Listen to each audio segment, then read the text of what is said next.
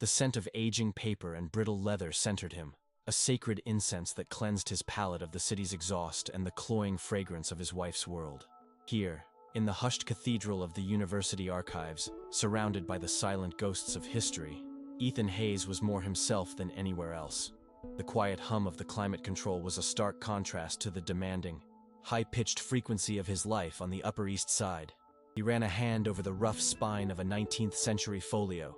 This was his sanctuary, where value was measured in provenance, not profit margins. As an adjunct art history professor in Queens, his existence was woven from modest threads. His salary, a number that would elicit pitying disgust from his father-in-law, barely crested $50,000 a year. He wore corduroy jackets with softened elbow patches and worn-in shoes that made no sound on the library floors. His passion was for the stories held captive in paint. He saw profound beauty in the delicate craquelure of old varnish and the ghostly pentimento of brushstrokes from centuries ago. Yet, this worldview was a foreign currency, utterly worthless in the Sterling family's brutal economy of power. To them, his career wasn't a noble pursuit, but a quaint, pitiable hobby. He was their resident curiosity, a man who could speak eloquently on Renaissance chiaroscuro, but couldn't tell a stock from a bond. They mistook his gentle contentment for a crippling lack of ambition. In the opulent halls of their life, his quiet scholarship was drowned out by the roar of their expectations, leaving him feeling like a poorly restored painting in a gallery of flawless, soul-crushingly expensive acquisitions.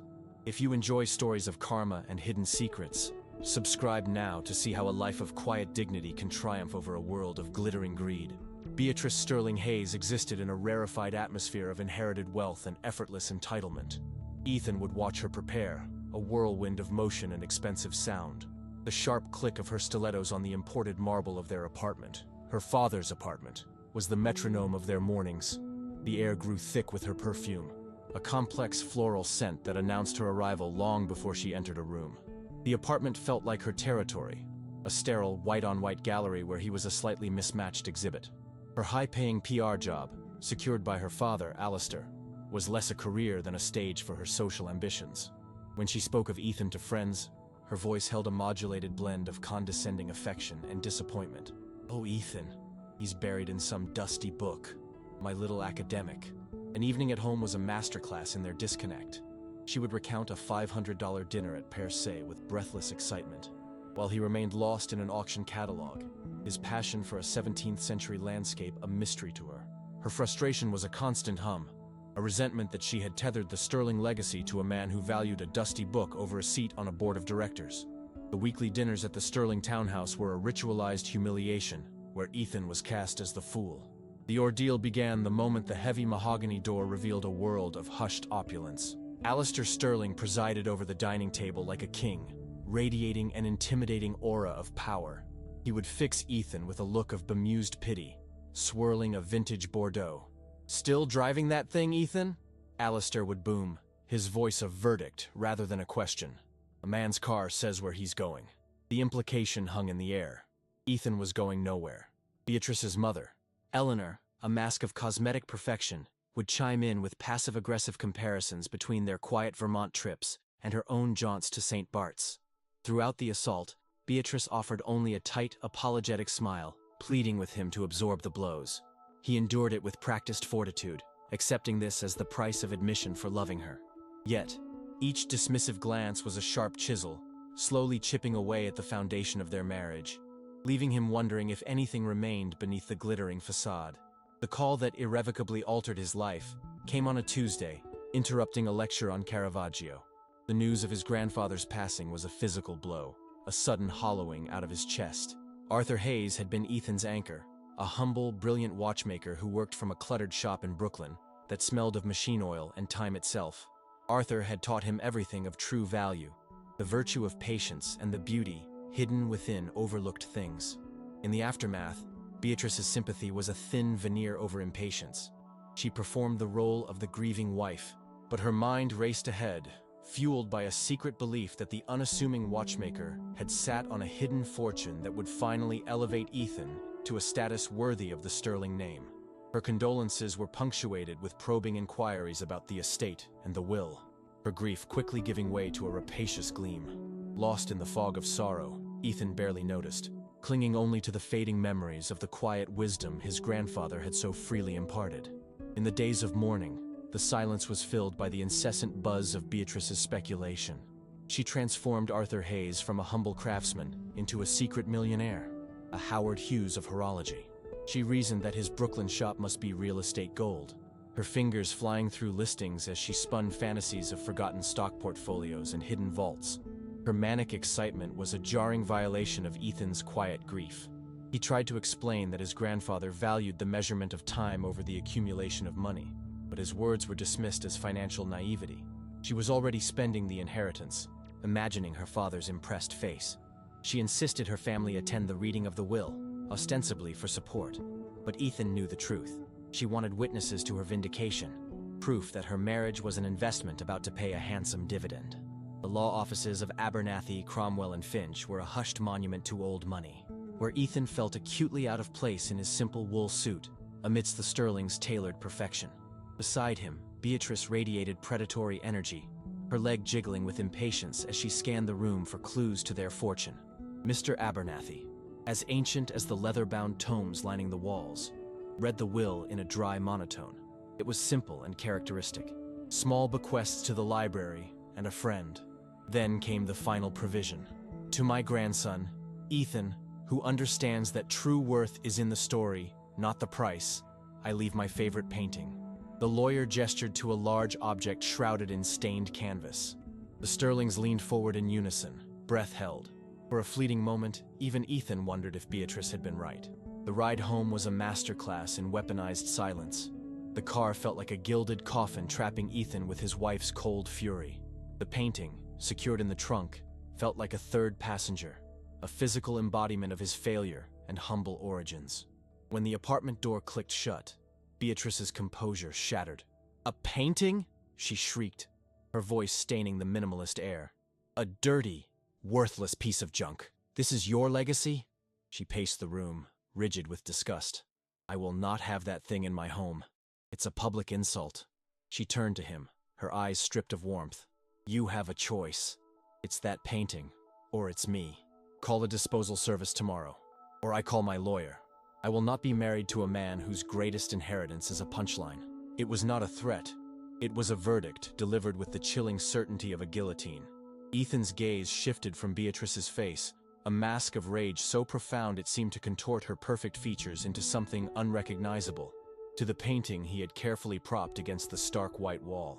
In the harsh, recessed lighting of the apartment, it looked even more forlorn. A dark, forgotten relic from another world, completely at odds with the curated, soulless perfection of its surroundings.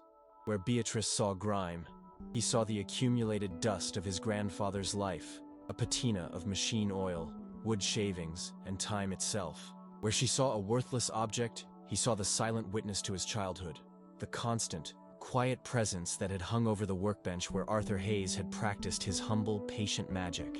He could almost smell the workshop, a scent so deeply ingrained in his memory, it was more real than the expensive, sterile fragrance of the room he now stood in.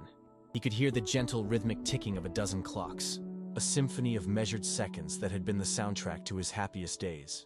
A specific memory surfaced with a clarity that was sharp and painful. A rainy afternoon when he was no older than 10, watching his grandfather carefully disassemble a pocket watch, the tiny gears and springs laid out on a piece of black velvet like captured stars. Arthur had paused, wiping his hands on an oily rag, and pointed with his chin toward the painting. "Some things, Ethan," he had said, his voice a low, gentle rumble, "are meant only for those with the patience to see. The world is full of people who look, but very few who truly see." The words, cryptic and wise, had settled in his young mind, a seed planted long ago that was only now beginning to break through the soil. This painting wasn't just an object, it was a test. It was a final lesson, a challenge from the man who had taught him to look for the story beneath the surface, for the value hidden from the impatient and the greedy. In that single crystallizing moment, he understood that the choice was not between a painting and his wife.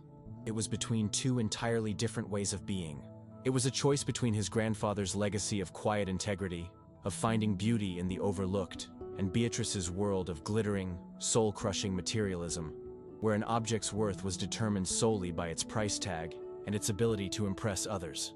It was a choice between his soul and her ambition, and as he looked back at her, at the cold, expectant fury in her eyes, he felt a profound, surprising calm settle over him. The decision wasn't difficult. It wasn't even a choice. It was an affirmation of who he had always been.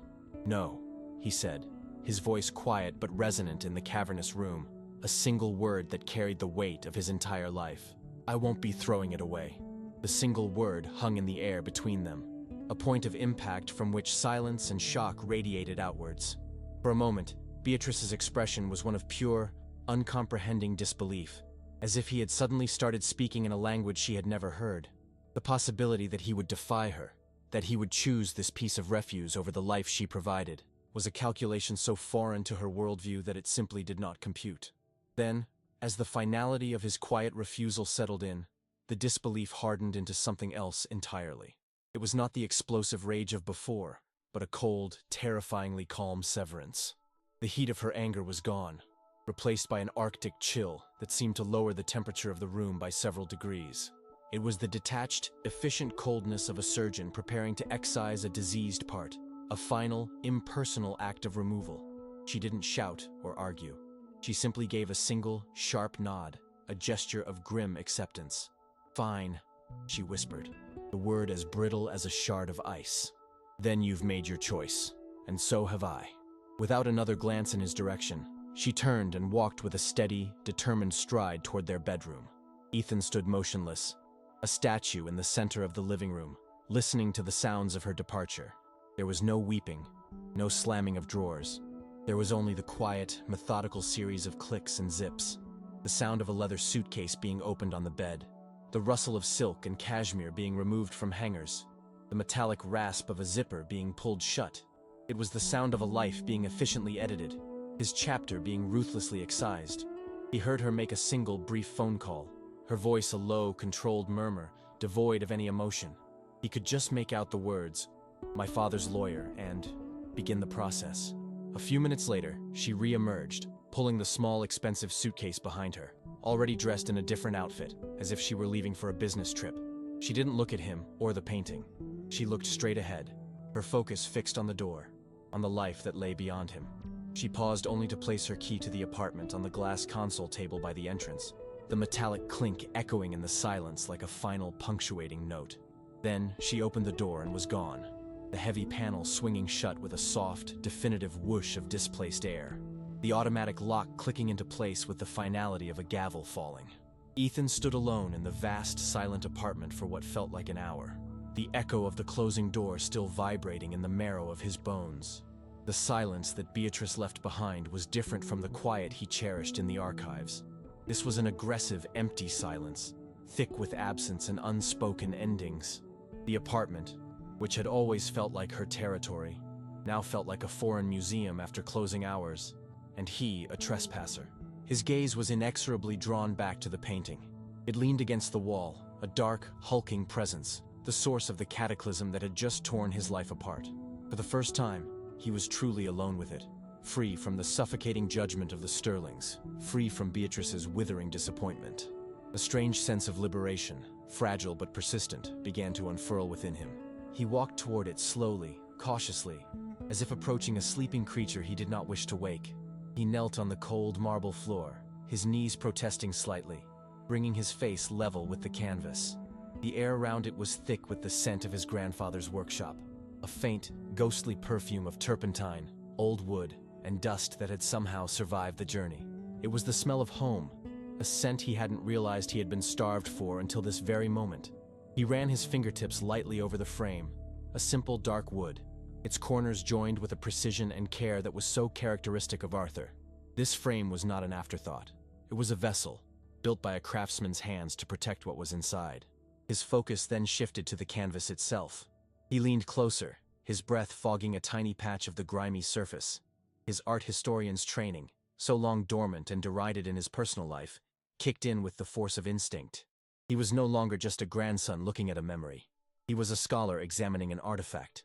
He retrieved the small, powerful magnifying loupe he kept in his briefcase for examining auction catalogs. Under the focused magnification, the surface of the painting transformed from a uniform sheet of dirt into a complex, topographical map of age and neglect. He saw the delicate, web-like craquelure of the ancient varnish, a pattern as unique as a fingerprint.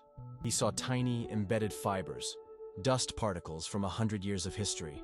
He began a systematic examination, moving the loop slowly, methodically, from corner to corner. He wasn't looking for a signature yet. That would be a fool's errand under this much grime. He was looking for anything, a clue, a sign. And then, in the lower left quadrant, hidden within what appeared to be a dark, muddy patch of earth, his loop caught something. It wasn't a brush stroke. It was a tiny, almost microscopic fleck of color, a chip in the dark overpainting that revealed a sliver of what lay beneath. It was a blue so pure, so luminous and intensely saturated that it seemed to generate its own light. His heart gave a painful, powerful thud against his ribs. It was a color he had only seen in textbooks and behind the velvet ropes of the world's greatest museums. It was the color of kings, the color of the divine. It was the impossible, breathtaking blue of ground lapis lazuli. A jolt of pure intellectual adrenaline shot through him, a feeling he hadn't experienced with such intensity since his graduate school days. It was the thrill of the chase, the intoxicating pull of a mystery demanding to be solved. The single tiny fleck of ultramarine blue was more than just a color. It was a question, a challenge, a breadcrumb dropped into the dark forest of the past. He stood up, his mind racing, the vast empty apartment around him fading into insignificance. He went to his study, the one room in the sterile white box that felt truly his. It was a small, cramped space lined with overflowing bookshelves, the air thick with the beloved sacred scent of old paper and binding glue. It was his sanctuary, and now it would become his laboratory. With a reverence usually reserved for priceless artifacts, he carefully carried the painting into the room and placed it on the large wooden easel he rarely used. He positioned his desk lamp, adjusting its articulated arm until a bright, focused pool of light fell directly onto the canvas, illuminating the centuries of neglect in stark detail. For a moment, he just stood there, breathing in the familiar comfort of his books, the painting before him like an unread manuscript in a forgotten language. He was home. He was in his element. The weight of the sterling name, the years of quiet humiliation, the fresh, sharp pain of Beatrice's departure. It all receded, replaced by a singular, burning focus. He began to pull books from the shelves, his hands moving with a new and urgent purpose. He grabbed a heavy, leather-bound volume on 17th-century Dutch painting techniques, its pages whispering as he opened it. He cross-referenced it with a chemical analysis of historical pigments, the dry academic text suddenly as thrilling as a detective novel. He searched for any mention of the use of pure, unadulterated lapis lazuli during that period, a pigment so astronomically expensive that its use was reserved for only the most important commissions by the most celebrated masters, often used to depict the robes of the Virgin Mary. The sheer improbability of finding it on a forgotten painting from a Brooklyn workshop was staggering, and yet, the evidence was right there. A tiny, glowing star in a sea of grime. He worked for hours, the only sounds the rustle of pages and the distant, mournful wail of a city siren. He felt a connection not just to his grandfather, but to the long-dead artist who had ground that precious stone into pigment, who had laid that stroke of impossible blue onto this very canvas. He was a scholar on the verge of a discovery, a detective following a cold trail, but more than that, he felt like a man finally remembering who he was. The clock on his desk ticked past 2 in the morning, each second a small, metallic beat in the profound silence of the apartment. Black coffee grew cold at his elbow. Forgotten. The initial wave of adrenaline had subsided, replaced by a deep, resonant hum of purpose. He had exhausted his initial research. The books could only take him so far.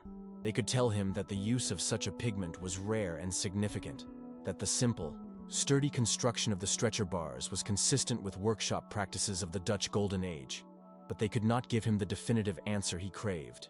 The painting itself held the key, locked away beneath its thick, discolored shroud of varnish. The thought of cleaning it himself was both terrifying and irresistible. It was a cardinal sin for an art historian to attempt an amateur restoration. A single misstep, a solvent too harsh, a hand too clumsy, could irrevocably destroy the delicate layers of paint beneath. Yet, the ultimatum from Beatrice echoed in his mind.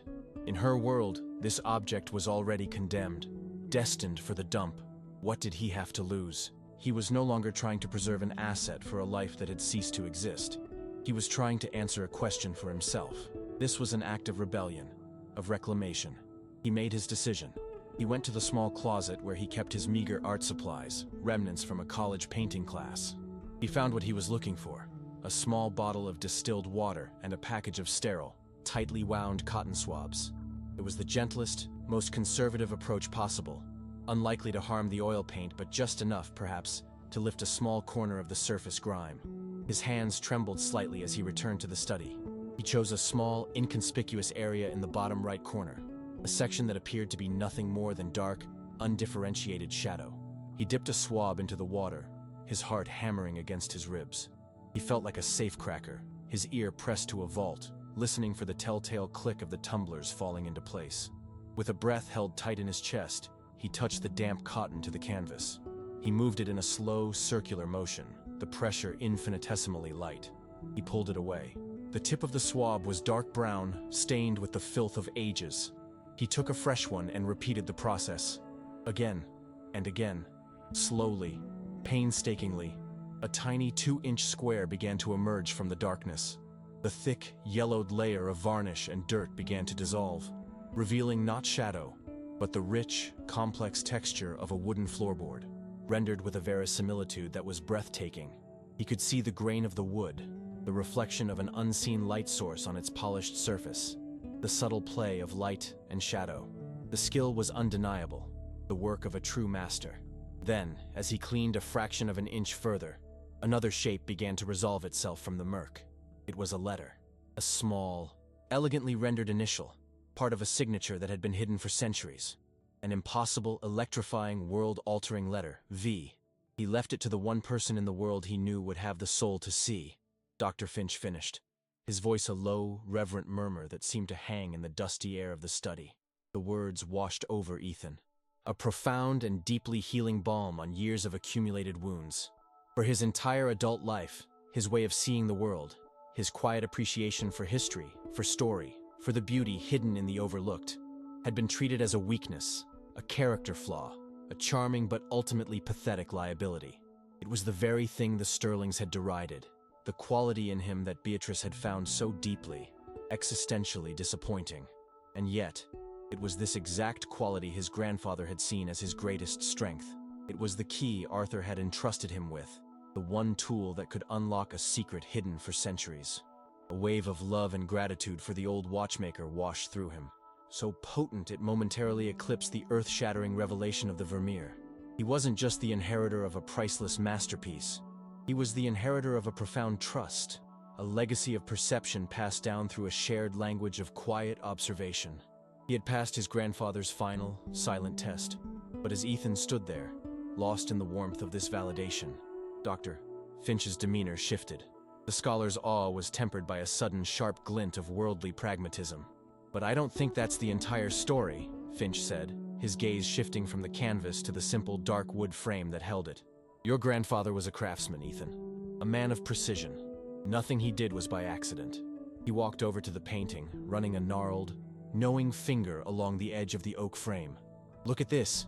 The joinery is perfect, of course, hand-cut dovetails, but it's not period appropriate for the 17th century. It's newer. I'd say late 19th, early 20th century, but it's been made to look older, artificially distressed. And it's far too heavy, too thick, just to be a simple frame. An artist frames his work to present it. A watchmaker. However, a watchmaker builds a case to protect the delicate mechanism inside." Finch leaned in closer, his breath stirring the dust on the wood. "Your grandfather didn't just give you the painting, son. I believe he gave you the box it came in for a very specific reason."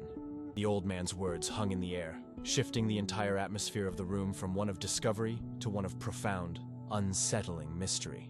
Ethan's heart, which had been soaring with a mixture of vindication and awe, began to pound with a different, more anxious rhythm. He watched as Dr. Finch, with the intense, focused patience of a bomb disposal expert, began to examine the frame not as a piece of decorative woodwork, but as a mechanical puzzle. The old scholar tapped it gently with a knuckle, listening to the resonance of the wood. He ran his fingertips over every millimeter of the surface, searching for a seam, a catch, a deviation in the grain that might betray a hidden mechanism. The air in the study grew thick with suspense. the only sound the soft scratch of Finch's fingernail against the aged oak, and the distant, rhythmic ticking of a grandfather clock in the hallway. Ethan found himself holding his breath, his hands clenched into fists at his sides. He could almost feel his grandfather in the room with them, a ghostly presence watching, waiting for them to solve his final, intricate riddle. After several long, tense minutes, Finch let out a low grunt of satisfaction. "Ah, clever man," he whispered. He pointed to one of the ornate, carved rosettes in the corner of the frame. "It's not just decorative." With a surprising dexterity, Finch pressed the center of the rosette in a specific sequence, then twisted it a quarter turn counterclockwise. There was a soft, satisfying click, the sound of a well-oiled tumbler falling into place, a sound that resonated deep in Ethan's bones, echoing the delicate mechanics of his grandfather's workshop. A nearly invisible seam appeared along the inner edge of the frame. Working together, they carefully laid the painting face down on a large, felt-covered table. Finch used a thin palette knife to gently pry open the back panel, which came away not as a single piece of wood, but as a shallow, hollowed-out lid. Nestled inside, protected by a layer of yellowed felt, was not gold or jewels, but something far more personal. A small, worn leather satchel, its surface cracked and softened with age. It was the satchel his grandfather had always carried his most delicate tools in. A powerful, familiar scent of leather, machine oil, and old paper rose from the hidden compartment, filling Ethan's lungs with the very essence of his childhood. With trembling hands, he reached in and lifted the satchel out. It felt heavy, dense with secrets, a final whispered message from the past. The leather of the satchel was cool and supple beneath his trembling fingertips, a tangible link to his grandfather's hands. The two brass clasps were stiff with disuse, and they opened with a protesting creak that seemed to echo in the profound silence of the study. Inside, packed with a watchmaker's precision, was a stack of documents, tied together with a faded piece of twine. They were a mix of papers, old, brittle letters with spidery, cursive script, modern laser-printed legal correspondence on thick, expensive letterhead, and several small, leather-bound journals filled with his grandfather's dense, meticulous handwriting. A cold knot of dread began to form in Ethan's stomach, a stark contrast to the elation he had felt just moments before. This was not a treasure map, or a list of forgotten bank accounts. This felt different. This felt like evidence. He untied the twine, the knot crumbling to dust under the pressure of his fingers. The first document on the top was a series of letters from a property development firm called Alastair Holdings, LLC, dated over the past 2 years. The letters contained increasingly aggressive, lowball offers to purchase the small Brooklyn building that housed his grandfather's shop. The name struck him with the force of a physical blow. He remembered, with a sudden, sickening clarity, overhearing Alistair Sterling on the phone one night at a family dinner, boasting to a colleague about a new shell corporation he'd set up for some minor real estate acquisitions. He had dismissed it at the time as just more of Alistair's typical self-aggrandizing chatter, but it wasn't. It was this. For 2 years, Alistair had been systematically trying to pressure his grandfather, to squeeze him out of his life's work, to acquire his property for a fraction of its worth. The motive was suddenly, chillingly clear. Alistair must have suspected something. He couldn't have known about the Vermeer, not specifically, but he must have heard a rumor, or perhaps his grandfather had let something slip years ago. Alistair, with his predator's instinct for value, had been circling, trying to acquire the entire building and its contents, hoping to snag the unknown treasure within his net. The weekly dinners, the condescending questions, the casual cruelty. It hadn't just been about class snobbery. It had been a campaign of psychological warfare, designed to assess and undermine the old man and his grandson, to see if they were as naive and financially inept as they appeared. He dug deeper into the stack of papers, his hands shaking with a mixture of grief and a new, unfamiliar rage. His grandfather had not been a naive old man. He had been a quiet warrior, fending off a siege Ethan hadn't even known was happening. Beneath the real estate correspondence, he found something that made the blood drain from his face. It was a formal proposal, printed on the letterhead of the Sterling family's law firm, dated just 3 months before his grandfather's death. It was a draft for a comprehensive life care and inheritance agreement. The document was a masterpiece of predatory legal maneuvering, wrapped in the saccharine language of familial concern. In it, Alistair and Beatrice Sterling Hayes offered to assume full financial responsibility for Arthur Hayes's end-of-life medical care. They would move him into a luxurious private nursing facility, manage his expenses, and establish a modest trust fund for Ethan's future security. The legalese was dense, but the core of the deal was brutally simple. In exchange for this generosity, Arthur Hayes would be required to sign over the deed to his building and bequeath all personal property and contents of his workshop, with a specific chilling clause mentioning any and all works of art, framed or unframed, directly to Beatrice. There, on the signature line of the draft agreement, was a name that shattered what was left of his heart: Beatrice Sterling Hayes. It was her signature, a practice copy on an early draft, her familiar elegant loop of venomous snake in this garden of deceit.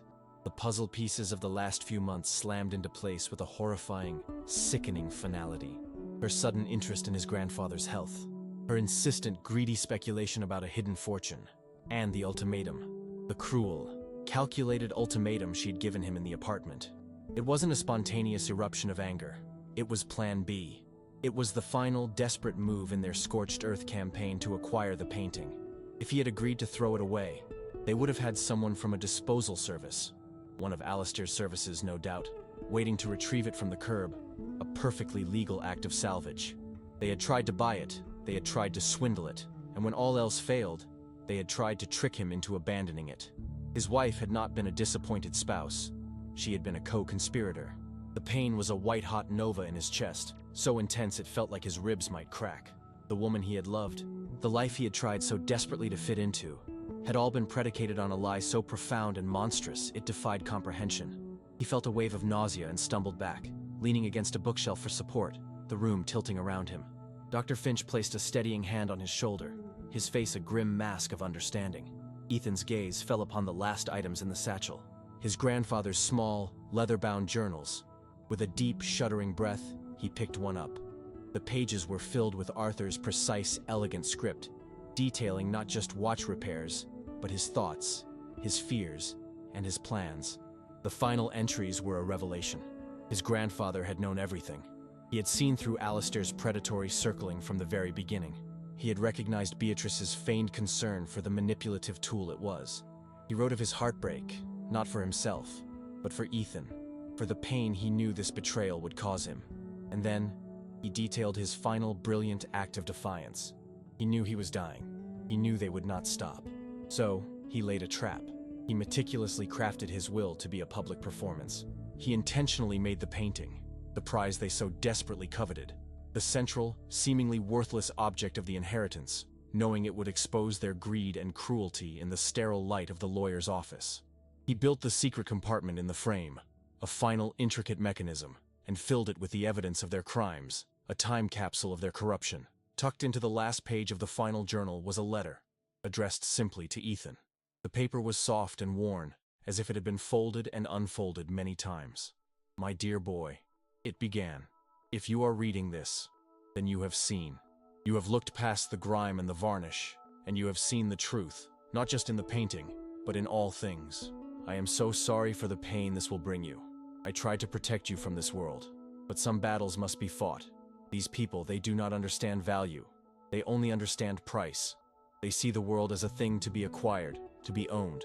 They tried to take this from our family, a story of beauty they had no right to. Do not let their greed be the final chapter. Your heart is your greatest strength. It allows you to see what they cannot.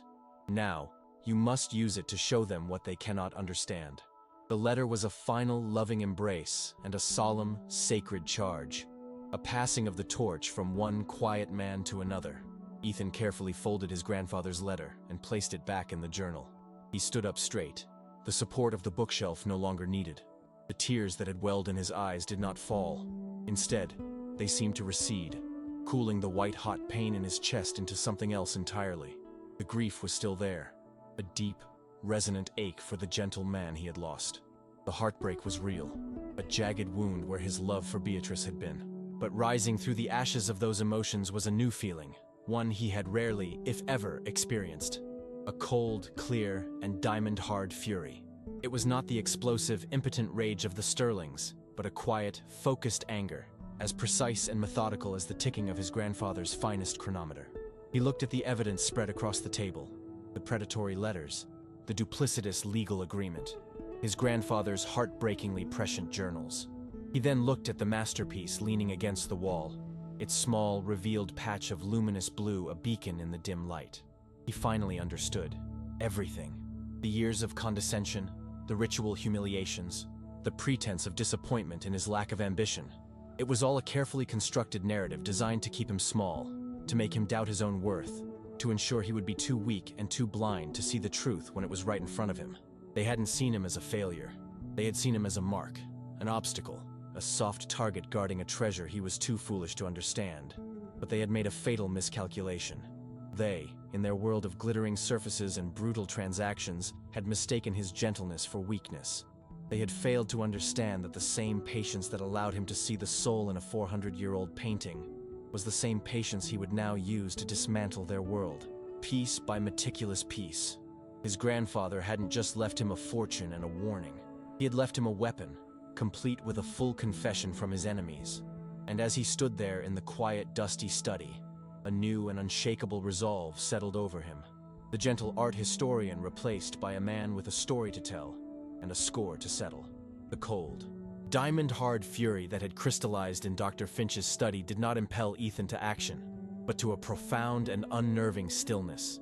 The instinct to scream, to confront, to drive to the Sterling townhouse and throw their vile conspiracy in their faces, was a fire he ruthlessly extinguished with the cold water of his grandfather's final lesson: patience. A watchmaker does not force the gears. He understands the mechanism, respects the intricate dance of cause and effect, and applies pressure only at the precise, correct moment. He spent the remainder of that night not in a frenzy of rage, but in a state of meticulous, almost monastic preparation. The study, once his sanctuary of intellectual escape, transformed into a war room. With the reverence of an archivist handling a priceless manuscript, he began to catalog his weapons.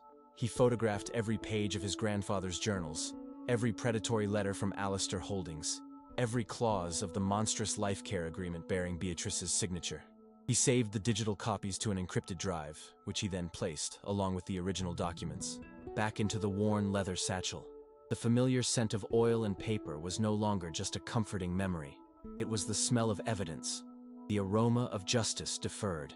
He looked around the small, cramped apartment in Queens, a space that Beatrice would have considered a hovel, and saw it for what it now was: a fortress of solitude, a command center far from the enemy's prying eyes. The distant, rhythmic rumble of the N train was not an urban annoyance, but a steady, percussive reminder of the real world, a world of work and consequence that the Sterlings had tried to insulate him from, and which he would now use to bring their gilded cage crashing down. He made a pot of coffee, the ritualistic act of grinding the beans and waiting for the water to brew a small, grounding ceremony in the midst of his silent declaration of war.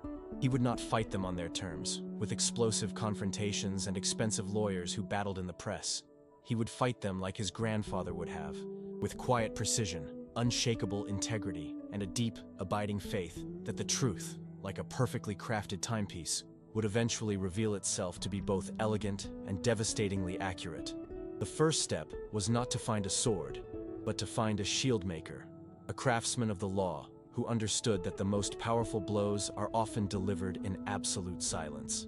His search for legal counsel deliberately avoided the gleaming glass towers of Midtown, the natural habitat of the corporate predators hired by men like Alistair Sterling. He knew that to fight a monster, he needed someone who was not a monster themselves, but a hunter of them. He spent 2 full days in the university law library, not looking for the biggest names, but for the footnotes, the dissenting opinions, the lawyers who took on pro bono cases against slumlords and predatory lenders. He was looking for a specific kind of reputation, one built not on billable hours, but on a stubborn, almost anachronistic belief in right and wrong. The name he finally settled on was Samuel Blackwood, a semi-retired litigator whose small, third-floor office in a pre-war building near the courthouses was a world away from the mahogany-paneled intimidation of Abernathy, Cromwell, and Finch. The air in Blackwood's office smelled of worn leather, old books, and the faint sweet aroma of pipe tobacco, a scent of contemplative intellect rather than aggressive power. Blackwood himself was a man who seemed carved from granite, with eyes that had seen every form of human venality and had somehow retained a spark of weary idealism. He listened to Ethan's story without interruption, his face a stony, unreadable mask. Ethan, his voice low and steady, laid out the entire sordid history, from the years of condescending dinners to the final, cruel ultimatum. He then opened the leather satchel and, one by one, placed the documents on the lawyer's cluttered desk. He watched as Blackwood's eyes, sharp and discerning as a jeweler's loupe, scanned the letters, the draft agreement, and finally, the heartbreakingly clear script in Arthur Hayes's journals. The lawyer's stony expression did not change, but a new, dangerous light flickered in the depths of his eyes. He picked up the agreement, his thumb resting for a long moment on Beatrice's signature. Fraudulent inducement, tortious interference with expectation of inheritance, conspiracy, elder abuse, Blackwood murmured, the legal terms falling from his lips like small, heavy stones. He finally looked up at Ethan, a slow, grim smile spreading across his face. "Mr. Hayes," he said, his voice a low, gravelly rumble, "they think they've buried you. I think it's time we showed them they were digging their own graves." The first order of business, as outlined by Samuel Blackwood, with the calm precision of a seasoned general, was to remove the Queen from the board. The Vermeer could not remain in Ethan's apartment. It was a liability, a vulnerability, the single most valuable and coveted object in their silent war. The following morning, a discreet, unmarked white van parked outside his Astoria walk-up. Two men in simple, professional uniforms, speaking in low, hushed tones, entered his apartment.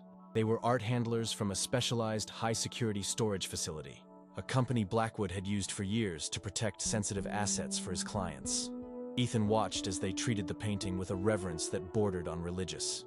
They took humidity and temperature readings of the room before encasing the masterpiece in a custom-built, climate-controlled crate, their movements economical and precise. There was a mountain of paperwork to sign. Insurance riders whose stated values were so astronomical they seemed like typos. Non-disclosure agreements that bound the handlers to absolute secrecy under penalty of financial ruin, and a chain of custody document that tracked the painting's every movement. As he watched them carry the crated Vermeer out of his apartment, he felt a strange and profound sense of release. He was no longer just the guardian of a priceless object. He was now the keeper of a secret whose physical manifestation was being transported to an undisclosed subterranean vault in Delaware, a fortress of concrete and steel, where it would be safe from the Sterling family's rapacious grasp. That afternoon, back in Blackwood's dusty office, the lawyer laid out the second phase of the strategy. "Now we wait," Blackwood said, leaning back in his creaking leather chair. "You have been publicly humiliated. You have been discarded and divorced. To them, you are a broken man living in a fourth-floor walk-up in Queens, grieving your grandfather and your marriage. You are the picture of a victim, and that is exactly what we want them to see." Blackwood's plan was not to attack, but to build a trap, baited with Ethan's apparent weakness. Alistair Sterling is a predator, Ethan. And predators, when they believe their prey is wounded and helpless, get careless. They get arrogant. We are going to let his arrogance be the weapon that destroys him. Your job now is the hardest one of all. Do nothing, say nothing, and become the man they have always believed you to be. Living the part of the defeated man was a far more corrosive and demanding task than Ethan could have ever imagined. It required a constant, draining performance, a schism between his internal reality, the cold, calculating anger and the secret, thrilling knowledge he possessed, and the external persona he was forced to project. He returned to his teaching duties at the college, his posture deliberately slumped, his gaze often distant, his voice softer, more hesitant than before. He was enacting a caricature of the man Beatrice and her father had always accused him of being. A sad, ineffectual academic, lost in his own irrelevant world, utterly crushed by the harsh realities of life. His colleagues, well-meaning and kind, treated him with a gentle, pitying concern that grated on his nerves like sandpaper. They offered condolences for his divorce, invited him out for drinks he always politely declined, and spoke to him in the hushed, careful tones one reserves for the recently bereaved.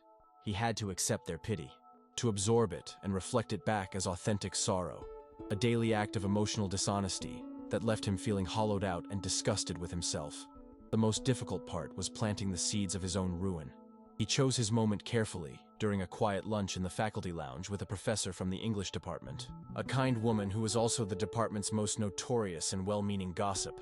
With a heavy sigh he knew was perfectly calibrated, he confessed his financial struggles, mentioning offhandedly that Beatrice's family had cut him off completely, and that he was having trouble making rent on his new, much smaller place. He spoke of the painting with a convincing bitterness, describing it as just one more piece of worthless junk from the past that he didn't even know what to do with.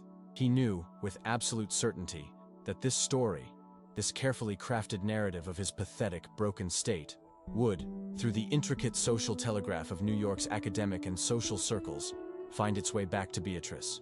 He was dangling the bait, painting a target on his own back, making himself appear to be the weakest, most exploitable man in New York City, all while waiting for the sharks to begin circling. Weeks bled into a month, and the silence from the Sterling camp was absolute, a profound and unnerving void that tested Ethan's resolve daily. The trap was set, the bait laid, but the quarry was cautious. He fell into a Spartan routine, teaching his classes on autopilot, grading papers with a distracted mind, and spending his evenings alone in the quiet of his apartment. The absence of the painting had left a huge, pale rectangle on his living room wall, a constant, ghostly reminder of the secret that was now the central organizing principle of his entire existence. His only lifeline was his weekly clandestine meeting with Samuel Blackwood. They would convene in quiet, out-of-the-way diners in Brooklyn or the Bronx, places where they were unlikely to be seen, spreading legal documents out on formica tables that smelled faintly of bleach and coffee. Blackwood was a rock of certainty in Ethan's sea of doubt, presenting him with the slow, methodical progress of their case. He had hired a forensic accountant who was discreetly untangling Alastair's web of shell corporations, and a private investigator who was corroborating the timeline from Arthur's journals. They were building a fortress of evidence, brick by painstaking brick. Then, one Tuesday afternoon, the official final divorce decree arrived by courier. It was a thick, heavy stack of paper, bound in a cold, blue legal folder. The language was sterile, the court seal impersonal, but the finality of it was a physical blow. It was the Sterling's final act of erasure, a legal pronouncement that he no longer existed in their world. He was officially and completely excised. He sat with the document for a long time, the weight of it in his lap, feeling the intended sting of his own insignificance. He was at his nadir, the exact moment of maximum vulnerability they had engineered for him. It was then, as if on cue, that his laptop chimed with the arrival of a new email. The subject line was innocuous: Art Appraisal Inquiry. The sender was an entity he had never heard of: Beatrice Fine Art Services. He stared at the screen, his heart beginning a slow, heavy drumbeat against his ribs, a single, chilling thought echoing in his mind. They were here. With hands that were surprisingly steady, Ethan opened the email. The text was professional, polite, and masterfully understated, a perfect facsimile of a legitimate business inquiry. Beatrice Fine Art Services, the message explained, was a boutique consultancy that specialized in identifying and appraising undervalued or overlooked assets from recently probated estates throughout the tri-state area.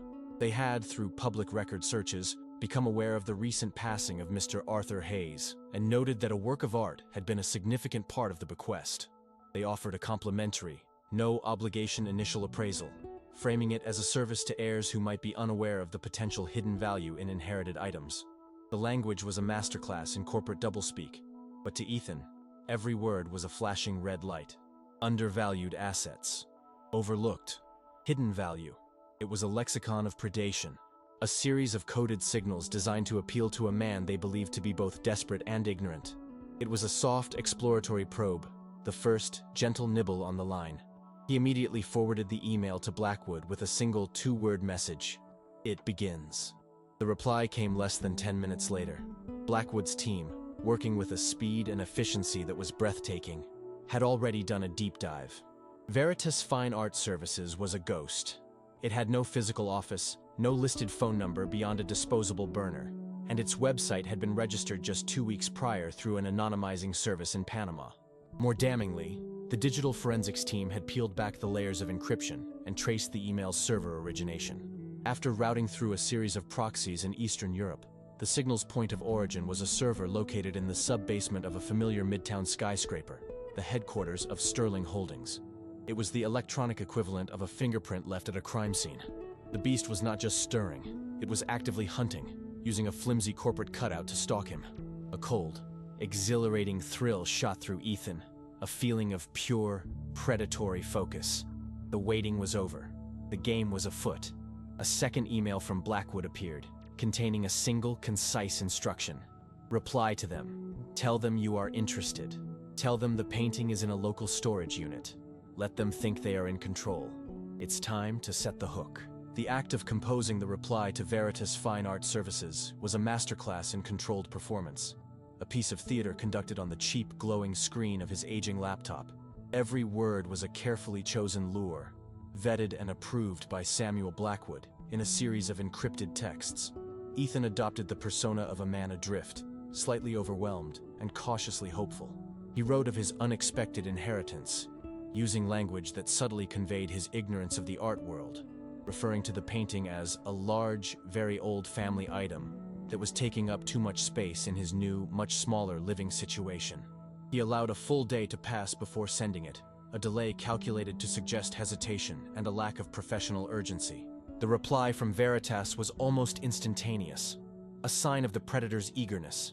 The email was signed by a Mr. Cole, a name that felt as blandly corporate and fictitious as the company itself. When Mr. Cole called the next day, his voice was exactly as Ethan had imagined. Smooth, reassuring, and radiating a condescending patience, the vocal equivalent of a pat on the head. He spoke in gentle, simple terms, carefully avoiding any industry jargon, explaining the appraisal process as if to a child. Ethan played his part to perfection, his voice laced with a convincing blend of grief and financial anxiety. I don't know what it's worth, Ethan confessed, the lie tasting like ash in his mouth. My grandfather wasn't a wealthy man. I'd be happy to get anything for it, honestly. The divorce, it's been difficult. He could almost hear the triumphant smirk on the other end of the line. They spent the next week in a carefully choreographed dance of negotiation. Cole, on behalf of an anonymous collector, made an initial offer of $5,000, a number so insulting it was a test of Ethan's desperation. Guided by Blackwood, Ethan feigned gratitude and then, with a pathetic, apologetic cough, haggled. He pushed for $10,000, then $15,000, his requests framed not with confidence, but with a weary, down-on-his-luck plea. They finally settled on $50,000, a sum that was, to the Sterlings, less than a rounding error. But to the character of Ethan Hayes, broken academic, it was a life-altering fortune. The finality of the agreement was sealed in a subsequent call, with Mr. Cole informing him that, due to the collector's desire for discretion, the final signing and exchange would take place in a private conference room at a midtown office building. The address he gave was for the Sterling Holdings Tower.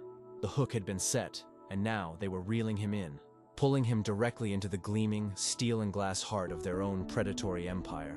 The conference room on the 48th floor was a sterile, soulless box of glass and brushed steel, designed to intimidate. The air was frigid, smelling of nothing at all, a manufactured vacuum scrubbed clean of any human scent. A single, obscenely long slab of polished black granite served as the table, its surface reflecting the cold, gray sky outside and the distorted, anxious face of the man they expected to see. Ethan sat alone for 20 minutes, a deliberate power play to reinforce his own insignificance. When the door finally opened, it was not the fictional Mr. Cole who entered, but Alistair Sterling himself, followed a moment later by Beatrice. The sight of her, so poised and beautiful in a severe dark gray business suit, was a physical blow, a sudden, violent theft of the air from his lungs. She did not meet his eyes, her gaze fixed on a point somewhere over his left shoulder, her expression a mask of bored indifference. Alistair, however, was a study in magnanimous victory. He radiated a smug, predatory bonhomie, a lion enjoying the final, terrified moments of its prey. He sat opposite Ethan, spreading his hands on the cold granite as if claiming the territory.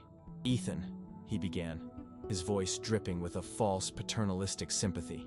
"Beatrice and I wanted to be here for this, to make sure this transaction was handled smoothly for you. We know things have been difficult."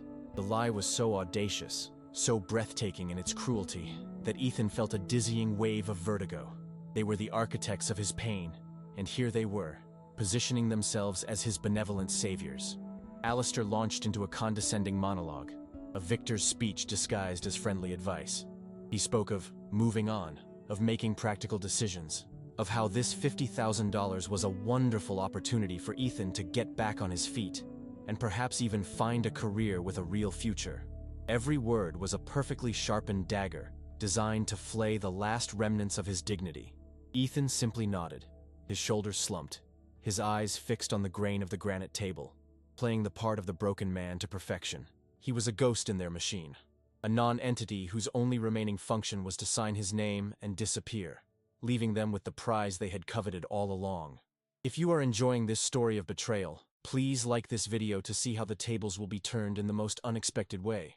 The contract was then produced, slid across the vast, polished expanse of the table by a lawyer Ethan didn't recognize, a man with a face as blank and unmemorable as the room itself.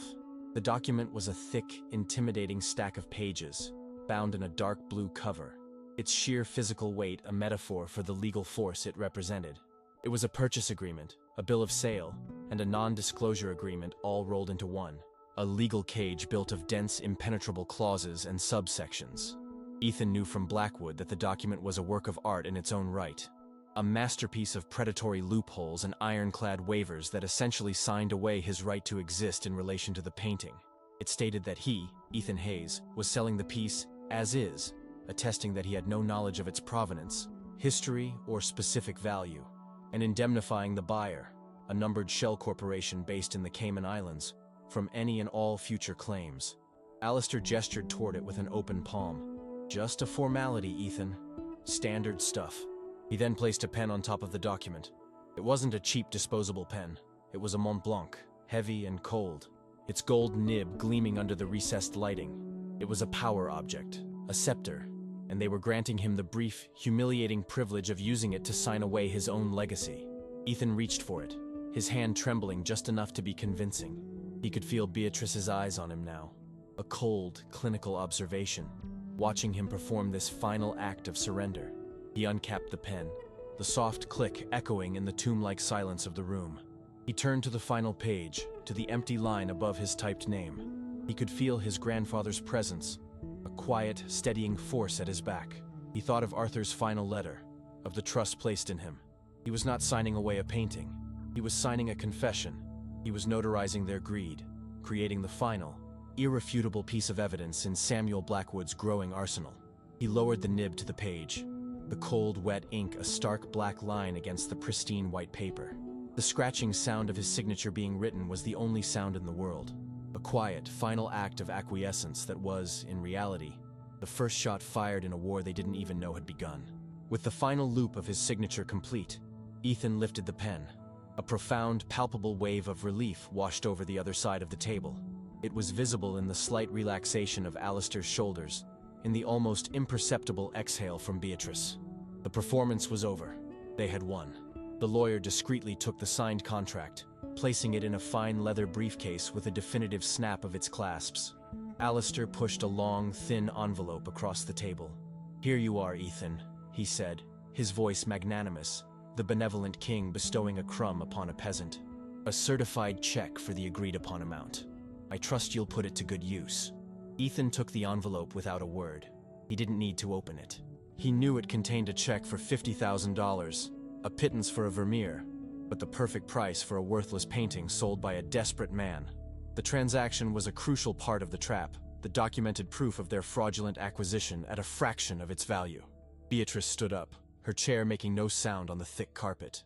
She still wouldn't look at him directly. "I have a meeting," she said to her father, her voice crisp and businesslike, as if she were concluding a mundane quarterly review.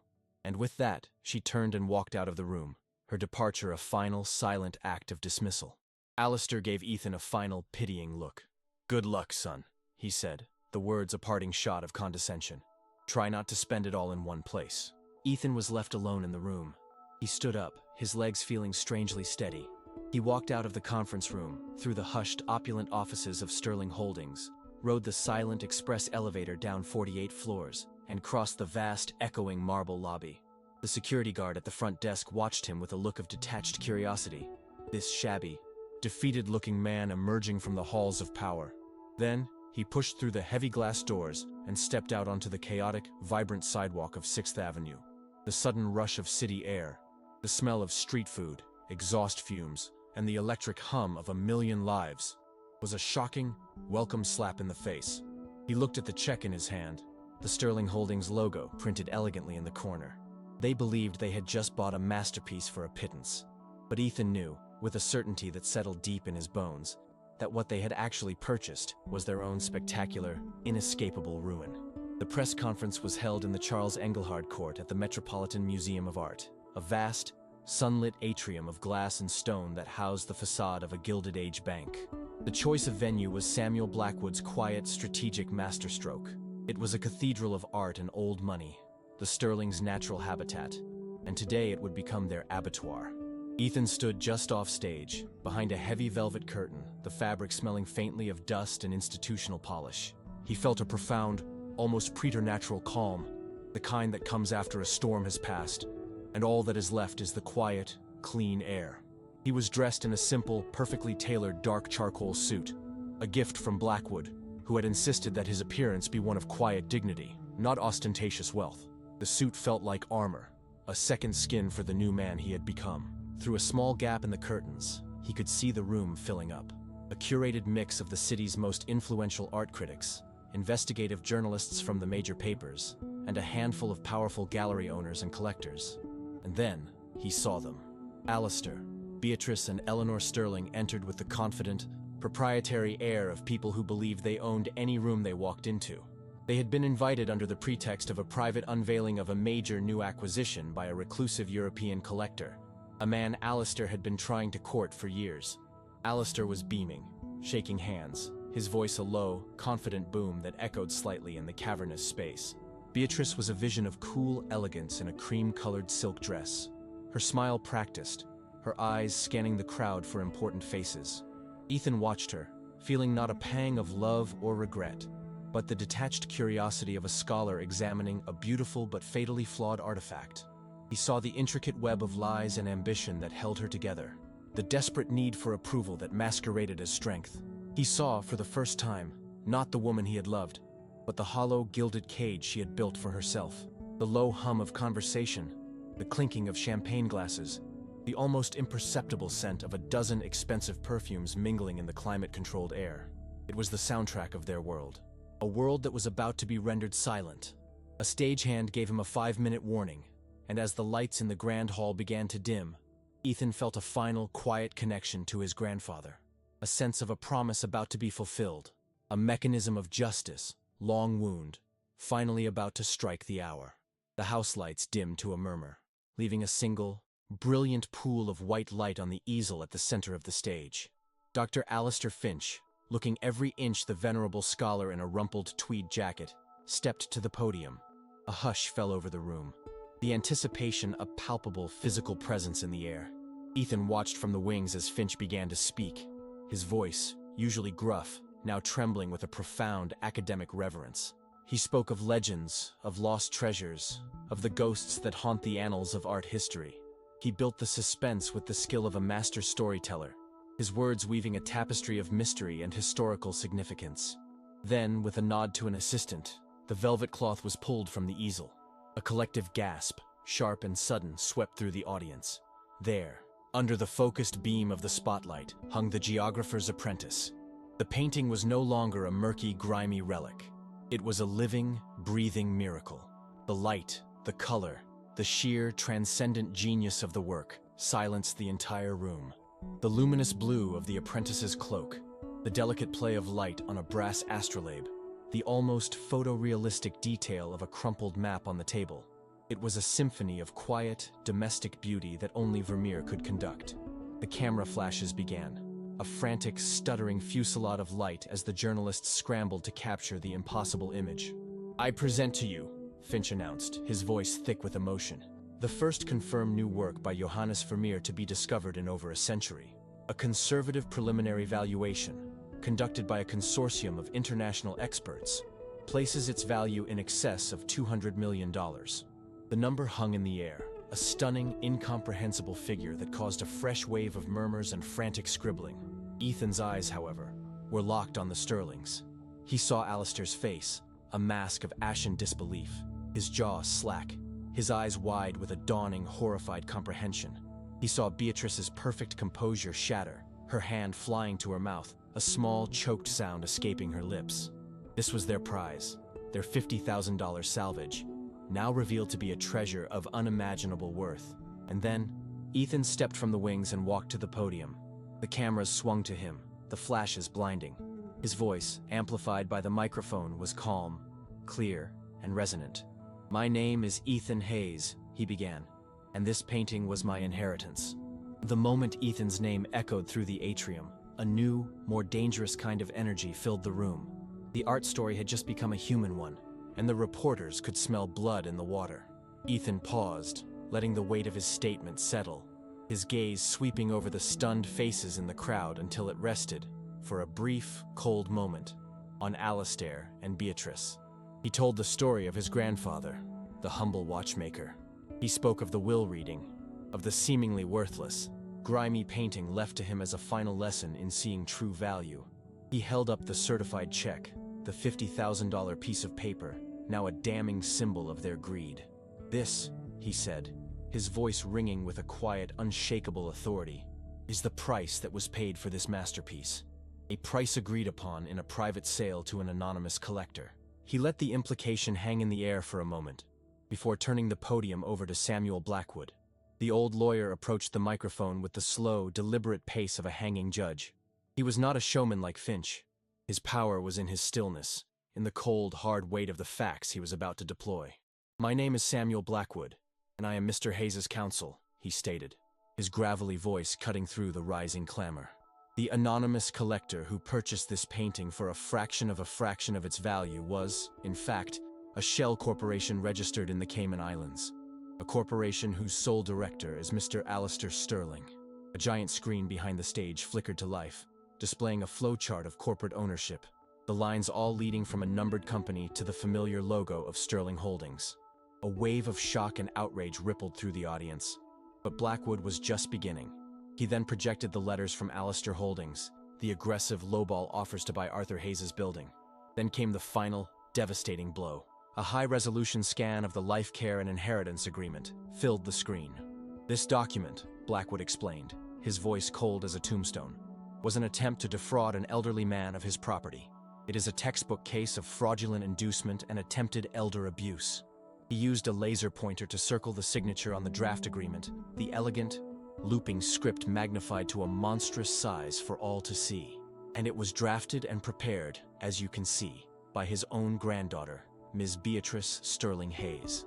The flashbulbs erupted in a blinding, continuous strobe, the rapid-fire clicks of the camera shutters sounding like a hailstorm on a tin roof. The room descended into a chaos of shouted questions and frantic movement as reporters scrambled over one another, pushing forward, their microphones and recorders held out like weapons. Beatrice stood frozen, a statue carved from ice, her face a deathly white mask of pure, unadulterated horror. Her name, hung in the air, projected 10 feet high behind her, an eternal, digital indictment. Alistair, his face a mottled, apoplectic purple, began to sputter, a torrent of denials and threats directed at no one in particular. "This is slander, an outrage, my lawyers will—" But his voice, usually a commanding roar that silenced boardrooms, was lost in the cacophony, a pathetic, impotent squeak against the hurricane of his own making. It was at that precise moment of maximum chaos that the two plainclothes detectives from the NYPD's major case squad entered from a side door. They did not rush. Their movements were calm, methodical, and utterly inexorable, cutting a path through the frenzied crowd like sharks through a school of fish. The sight of them, of their grim faces and the small gold shields clipped to their belts, had an immediate chilling effect, confirming that this was no longer a civil matter of contracts and lawsuits. This was a criminal investigation. The detectives reached the Sterlings, who were now surrounded by a frantic cordon of their own panicked PR staff. One of the detectives, a tall, weary-looking man, spoke in a low, calm voice that was somehow audible above the din. "Mr. Alistair Sterling? Ms. Beatrice Sterling Hayes? We have a warrant for your arrest on charges of conspiracy to commit fraud and attempted grand larceny." He produced a pair of handcuffs, the brushed steel gleaming dully in the chaotic light.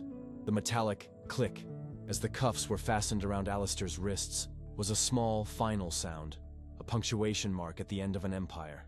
Ethan watched it all, not with triumph, but with a profound and heavy sadness. He saw Beatrice, her hands cuffed behind her back, her perfect posture finally broken. Her shoulders slumped in utter, abject defeat. For a fleeting second, her eyes met his across the sea of chaos, and in them, he saw the terrifying, vacant expression of a soul that had just realized it had sold itself for absolutely nothing. Months later, the echoes of the scandal had faded from the city's ravenous news cycle, replaced by fresh outrages and new collapses. For Ethan, however, the silence that followed was not an absence, but a presence, a rich and fertile quietude he had not known since he was a boy in his grandfather's workshop. He now lived in that very building, a 4-story Brooklyn brownstone he had purchased from the city after it fell into receivership. He had spent a small fraction of his newfound fortune not on gutting it into a sterile, modern box, but on a meticulous, loving restoration. The air inside was a sacred incense of new beginnings and preserved history, a blend of fresh plaster, linseed oil, sawdust, and the faint, ghostly perfume of machine oil that still clung to the ancient floorboards of the ground floor shop. The workshop itself was a museum, a shrine. He had left his grandfather's workbench untouched, the tiny, intricate tools laid out on the worn green felt as if Arthur had just stepped out for a cup of coffee. This was his anchor, the heart of his new world. The Vermeer, now globally famous as the Hayes Vermeer, had been sold in a quiet, unprecedented private arrangement brokered by Finch and Blackwood. It was not acquired by a single billionaire to be hidden away in a climate-controlled vault, but by a consortium of the world's greatest public museums.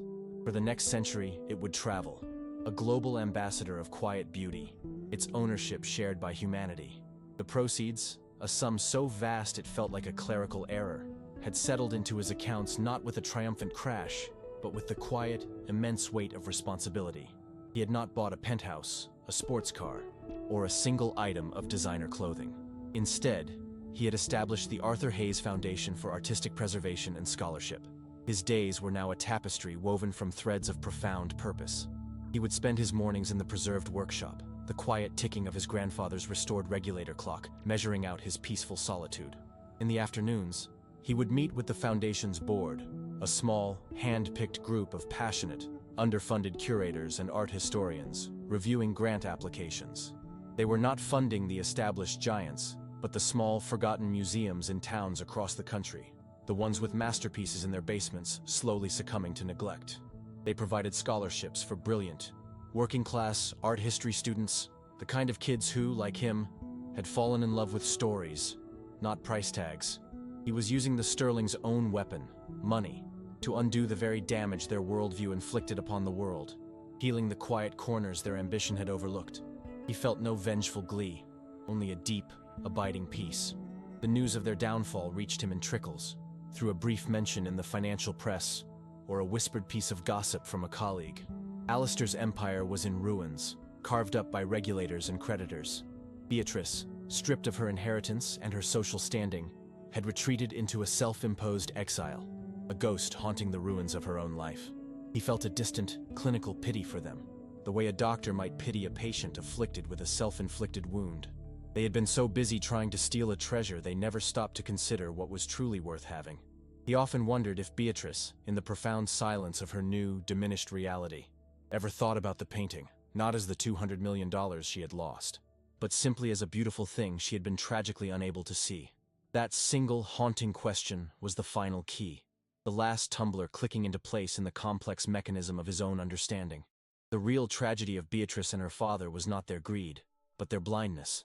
They were born into a world of profound aesthetic and cultural richness, surrounded by the greatest art, music, and literature humanity had ever produced, and they had perceived it all as nothing more than a series of assets on a balance sheet. They had been taught to appraise, never to see. He remembered with a new and painful clarity an afternoon early in their marriage, standing with her in front of a Rothko at the MoMA. He had been trying with a clumsy, heartfelt passion to describe the emotional power of the vast, shimmering fields of color, the way the painting seemed to breathe, to pull the viewer into its depths. He had turned to her, his eyes shining with the need to share this transcendent experience, only to find her squinting at the small brass plaque beside the canvas. "It's amazing what these go for now," she had whispered, her mind not on the art, but on the auction block. Daddy almost bought one in the 90s. He should have. The memory, once just a minor, dissonant note in their life together, now felt like a perfect, devastating summary of their entire existence. She had been standing in front of a portal to the sublime, and all she could see was a stock ticker. He understood now that the Vermeer, the magnificent, luminous, breathtaking Vermeer, was the lesser part of his inheritance. The true bequest from his grandfather was the worldview itself, the quiet, patient, and deeply human ability to look past the grimy surface of things and find the story, the soul, the light within. That was the real treasure, the one thing that could never be appraised, sold, or stolen. The money was merely a tool, a powerful byproduct that allowed him to protect and share that inheritance with the world. He walked to the large bay window of his new living quarters above the shop and looked out at the vibrant, chaotic, and beautiful tapestry of his Brooklyn neighborhood. He saw the world his grandfather had loved, a world of real things and real people, a world of shared stories and quiet dignity. He was not a poor man who had become rich. He was a rich man who had finally been given the resources to live out his wealth. In the end, true fortune wasn't a number in a bank account. It was a way of seeing, a quiet clarity of the soul that allowed one to recognize that the most valuable things in life are, and will always be, the ones that are truly priceless.